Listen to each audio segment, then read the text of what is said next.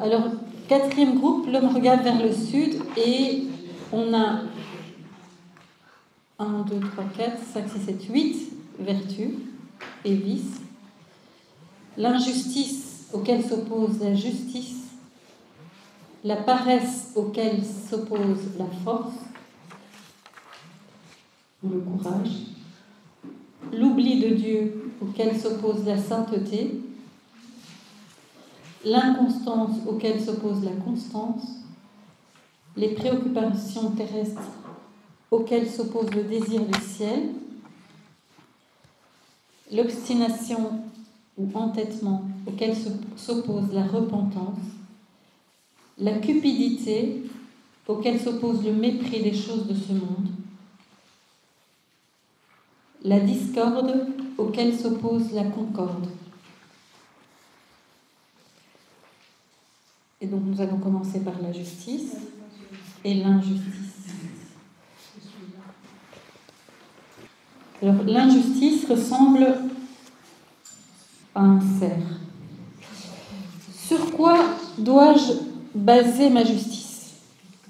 Sur rien, car si je devais faire attention aux uns et aux autres, je ne serais pas une créature de Dieu, mais un âne qui trottine lentement, tant qu'il n'est pas aiguillonné. En effet, je suis plus sage et plus prudente que les autres. Je connais le soleil et la lune, et je détermine parfaitement chaque chose et sa raison d'être. Pour quelle raison me morfondrais-je donc comme si je ne savais rien, alors que tout ce que j'ai est meilleur et plus utile que ce que possèdent les autres? Je vaux bien autant que ceux qui décident de tout et organisent tout.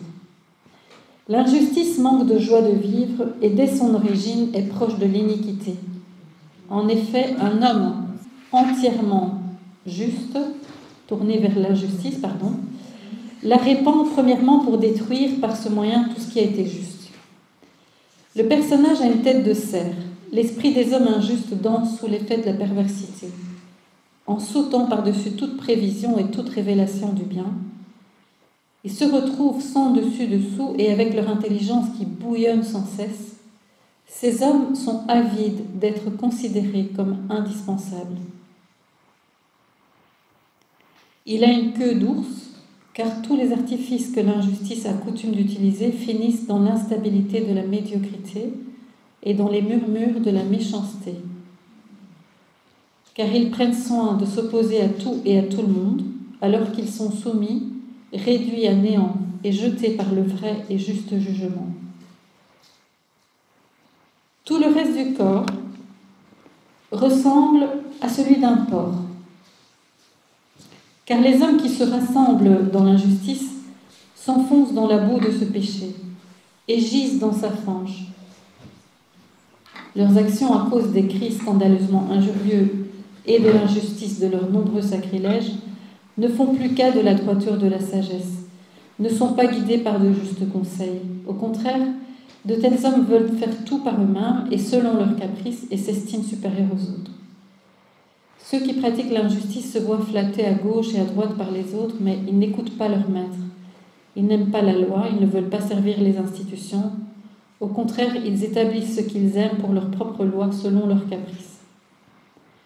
Mais l'injustice est comme une nuit où la lune est noire et où les étoiles ne brillent pas.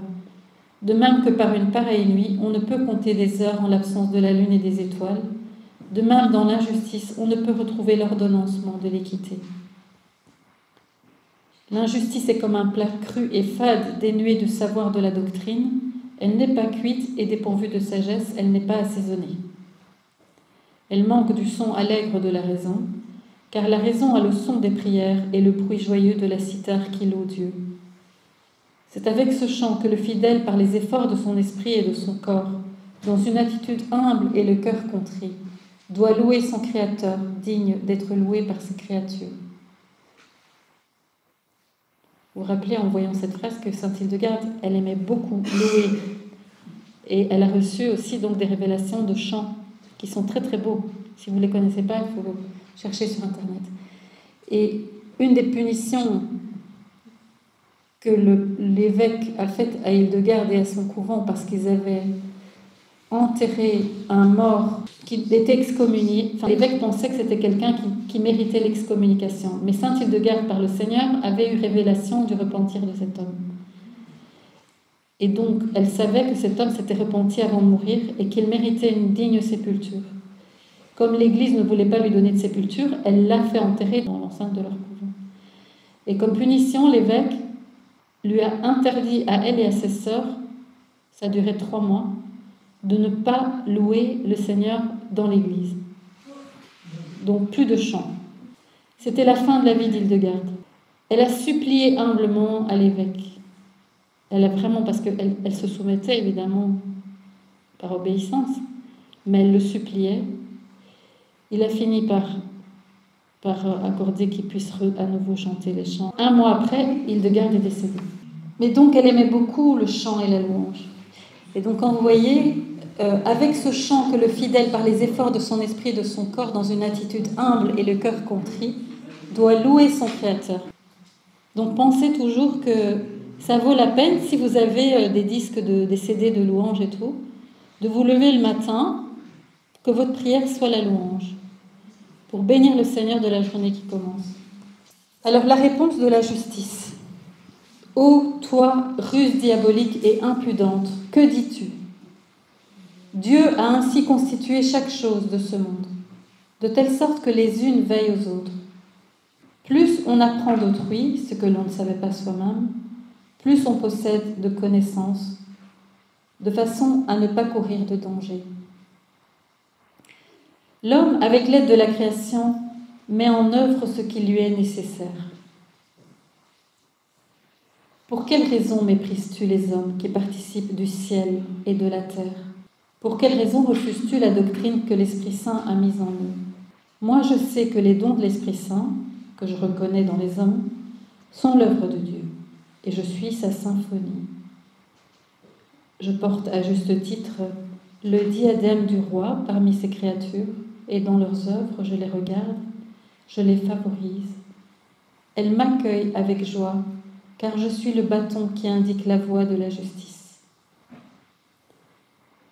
Quiconque me méprise tombe dans un puits, car je proviens de la fontaine jaillissante, et aucun élément terrestre ne me fera trembler. Moi, je suis levée à l'aube, et je suis une amie pleine d'affection pour Dieu. Je demeurerai toujours avec lui. Je suis pour lui la garantie de la santé. Je ne tombe pas dans la sécheresse, car je suis la floraison de tous les arbres que l'hiver ne fait pas geler et qui ne tombent pas sous la tempête. J'habite sur le mont Sion, où je suis en paix, et je m'y promène comme le doux agneau. Et grâce à la victoire de ce dernier, je m'élève, car c'est moi la victoire du roi. Personne ne peut me vaincre, personne ne me fera bouger, personne ne me fera trembler, car il est impossible de me faire tomber. Vous voyez encore une fois, la vertu prend exemple sur Jésus, le doux agneau. C'est moi la victoire du roi, dit la justice. Alors, les passages à méditer sont ceux-ci. Je ne vais pas m'étendre, vous les avez dans vos feuilles. Dans l'évangile tel qu'il m'a été révélé, bienheureux serais-je si je suis persécuté pour mon amour de la justice. L'homme est tellement satanisé qu'il est le bien partout où il se trouve, qu'il est celui qui est bon, comme si celui qui est bon, jusque par son silence, l'accusait et lui faisait des reproches. En effet, la bonté de quelqu'un fait paraître encore plus la noire méchanceté du méchant. En effet, la foi du vrai croyant fait ressortir encore plus vivement l'hypocrisie du faux croyant. En effet, il ne peut pas ne pas être détesté par ceux qui sont injustes, celui qui, par sa manière de vivre, témoigne sans cesse en faveur de la justice. Et alors, voilà qu'on se déchaîne contre ceux qui aiment la justice. Ici aussi, c'est comme pour les guerres.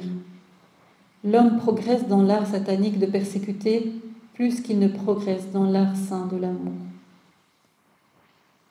Mais il ne peut que persécuter ceux dont la vie est brève.